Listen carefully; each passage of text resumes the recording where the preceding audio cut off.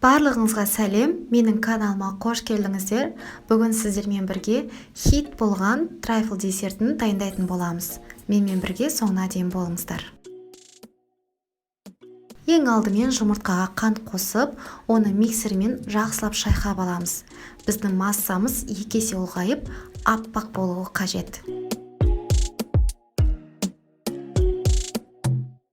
Сосын ұн, какао және қопсытқышты осылай араластырып, електен өткізу арқылы жұмыртқалы массамызға қосамыз.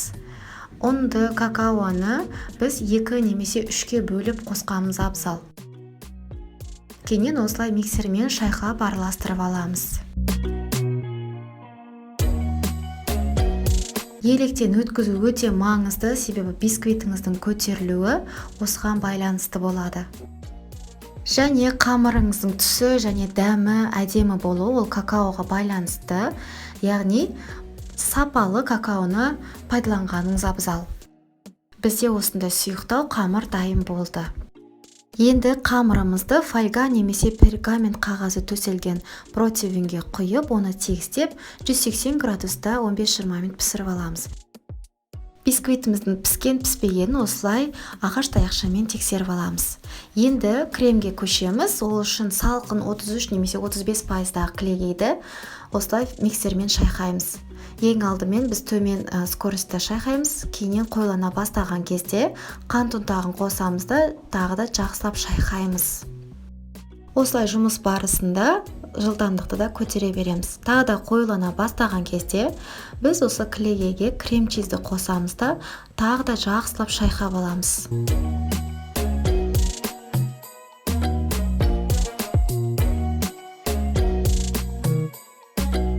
Кем дегенде кремді дайындауға сізде 10 минуттай уақытыңыз кетеді. Осылай бізде қою формасын ұстайтын крем дайын болды. Енді біз бисквитімізді осылай фольгадан қолмен алып тастаймыз, яғни үгітеміз. Өте нәзік болғандықтан бұл оңай болады.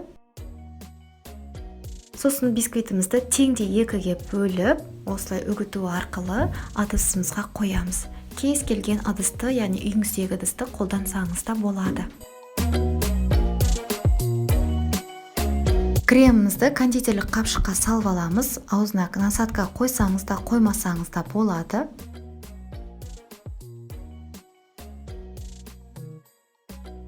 Енді бисквитіміздің үстіне осылай қапшықты сыға отыра кремімізді кішкене салып аламыз. Сосын оны қасықпен немесе лопаткамен жақсылап тегістеп шығамыз. Арасына кез келген жеміс-жидек қолдансаңыз болады. Менде бұл жолы банан, тіпті ештеңе қоспасаңыз да болады. Сосын оның үстіне тағы да осы кремімізді теңде 2-ге бөліп, кремімізді қойып аламыз. Оны да лопаткамен немесе қасықпен жақсылап тегістеп шығамыз. Сосын оны 1 сағатқа тоңазытқышқа қойып қоямыз. Сол уақыт аралығында клейгейді және шоколадымызды микроволновкада немесе водяная баняда ертіп аламыз. Бізде осындай сұйық шоколадная масса болуы қажет. Толығымен суыған шоколадная массамызды трайфлдың үстіне жағып шығамыз. Суыған өте маңызды, себебі ыстық күйінде жақсаңыз, сіздің креміңіз еріп кетеді.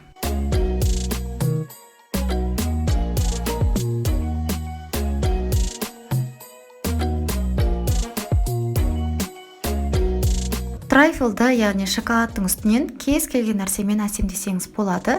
Бұның барлығы да сіздің фантазияңызға байланысты. Осылай біз кішкене 3-4 сағатқа трайфлдарды тоңазытқышқа қойып қоямыз. Біздің нәзік трайфл десертіміз дайын. Үй ішіңізге ұнайтыны сөзсіз, сол үшін міндетті түрде дайындап көріңіздер. Өте дәмді болып шығады, тіпті вупи-пайға ұқсайды десем де болады.